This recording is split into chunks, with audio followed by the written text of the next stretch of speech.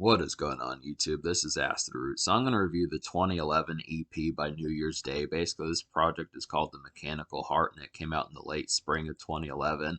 Now, the thing about this particular group is just the fact that they had kind of had some label issues around 2008, 2009, 2010. They dropped like a kind of in-betweener type album called Headlines and Headstones, which kind of supposedly only came out in Japan or stuff like that. I mean, I think it was probably released later, but just the transition between their 2007 album the transition between their 2007 album My Dear and this particular one Way Out in 2011 was kind of a rocky road as far as that kind of went. Like I said, they had like label problems and just overall other problems as far as getting it more and just overall other problems as far as getting more established as far as that kind of went. But they were kind of steadfast around. They did do some stuff as far as that kind of went. They had a number of EPs and things like that. They did do other projects, just like compilations and those sorts of things. So they did have like the appeal. Ash Costello continued to push the band. They had like band member change ups and stuff like that. So it's kind of the concept about it. But this is kind of a low key kind of project. There are some resources that kind of say that this project, The Mechanical Heart, came out in 2012, but it also says on Wikipedia this project came out in 2011. And YouTube says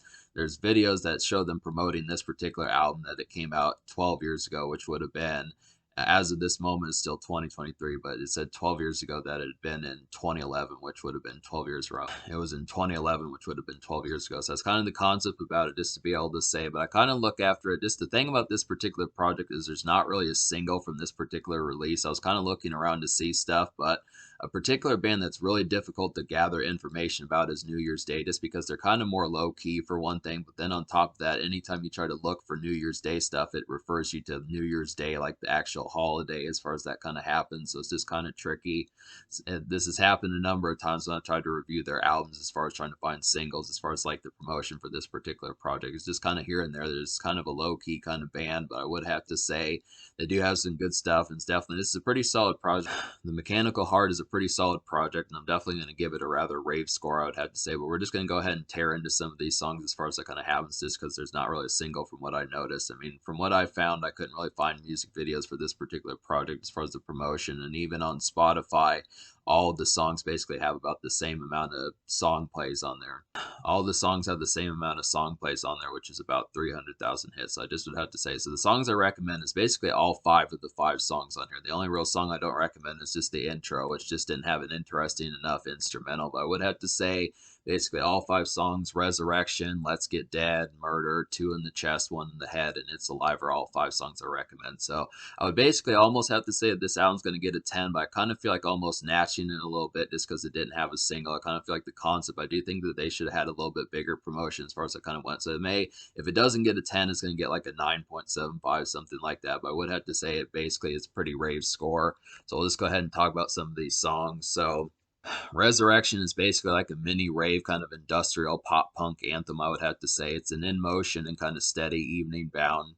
The song is in motion and pretty steady, I'd have to say, and it's just evening bound for some liveness. So this is definitely a pretty lively one. I feel like this probably could have been a radio release. I felt like Resurrection probably could have been released as a single. This has the proper amount of snap as far as that kind of happens. Just the right composition as far as that kind of goes. Just the right riffage as far as that kind of happens. Just a real kind of backyard kind of party as far as that kind of happens. Just really kind of industrial as far as that kind of goes. Just one that kind of just feels outdoorsy, just kind of in late summer, autumn, something like that. It just has like the proper amount of, this song just has a real good groove about it and nice edge as far as that kind of happens. Just the proper kind of riffage and that type of stuff. This would have to say a pretty good one. And then Let's Get Dead is a nice backyard party kind of groove, I would have to say. It's got gothic punk kind of vibes. This song has gothic punk kind of vibes, and it reminds me of Paramore. Definitely, it's just some vivid night flash, I would have to say. This one's pretty riff heavy. I definitely like the turned up kind of social outing vibes of Let's Get Dead. The two songs that have the most riveting and heaviness on them would be Let's Get Dead and 2 in the Chest, 1 in the Head. I feel like both of these are pretty riveting ones that just overall have some thrilling kind of vibes. I just would have to say some good stuff here. I feel like Murder is a pretty nice one. This is like an evening and night commerce kind of tune. I feel like Murder is a pretty nice one. This is an evening and night commerce tune, I would have to say. It's just a regular Traverse gleam that this particular song kind of has, and it has spunk. This song has spunk for like some candid outings, I would have to say, and it's just an overall steady night that just works pretty damn well. So this is definitely one that just feels like a lot more of a Traverse one, just kind of a almost power ballad, but just kind of like a chugging along kind of one, just have like a cruise. Murder is just kind of a chugging along kind of one, just for like a night Traverse as far as that kind of happens, just a night cruise as far as that kind of happens. happens. Just being in the vehicle, that type of stuff, just going along at a steady pace as far as that kind of happens. Just some real Traverse gleam as far as that kind of goes. It's a nice Traverse kind of one. Just a nice outing one for being out and about, I'd have to say. But another nice one is two in the chest, one in the head. I'd have to say this is a pretty solid one. This is definitely like a turned up kind of house party craze, I'd have to say. This is like a ground level kind of spark.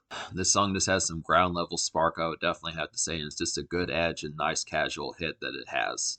This song just has a good edge and it's just a nice casual hit, I would have to say. So this song, two in the chest, one in the head, is definitely like a pretty turned up one. Definitely like the vibes of this one. I feel like Let's Get Dead and Two in the Chest are both. I feel like Let's Get Dead and Two in the Chest, one in the head are both some really crazed kind of turned up type ones that just work great for a backyard kind of house party, something like that. Just some real kind of lively moments for having some drinks in your system and things like that. Just dance raves and that, and just kind of some dance craze and just overall liveliness that just makes things real kind of abundantly good as far as that kind of goes. It's definitely like the concept of it. And then It's Alive is kind of a chugging along type one. This is kind of a more malaise one, but this is another highlight. This is basically like a malaise kind of evening makeshift song, I'd have to say. It's a stock kind of haunting. This song is a stock kind of haunting stretcher, I would have to say. Definitely great for like some late summer haze and early autumn haze as far as that kind of happens. Just a great kind of casual tune to kind of hear, just a great kind of casual song to kind of hear in terms of makeshift as far as that kind of happens, and just has some hazy ambience for like some workaday kind of vibe. So this is definitely one, just a real malaise. This one's just a real malaise kind of light acoustic kind of hazy guitar licks that the song kind of has. Definitely different from the rest of the album. Most of this album's pretty turned up and more kind of in your face and just kind of Traverse and just outing fair, but this is kind of a more makeshift kind of one, just for more of like a regular kind of radio ready stretcher to kind of have, and just like that car traverse home as far as that kind of happens. Just definitely like the concept of some of these. They all work pretty well.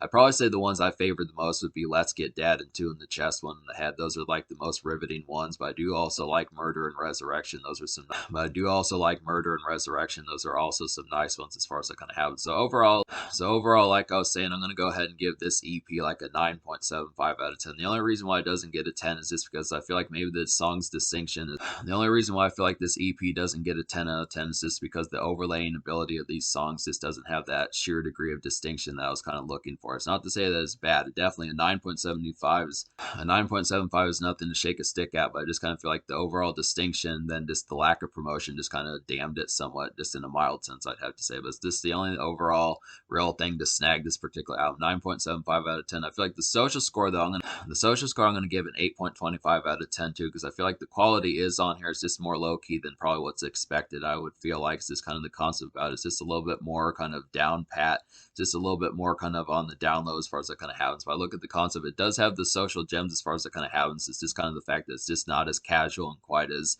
easy to kind of know about as far as that kind of happens. So 8.25. In terms of the future, like New Year's Day is dropping a new album that's supposed to come out in like March of 2024. So that's pretty awesome to kind of get that as far as that kind of happens. They've had some charting singles, so they are doing better in terms of promotion nowadays. I just would have to say, but this is a pretty stellar project overall. Just barely missed a 10 out of 10 score just by the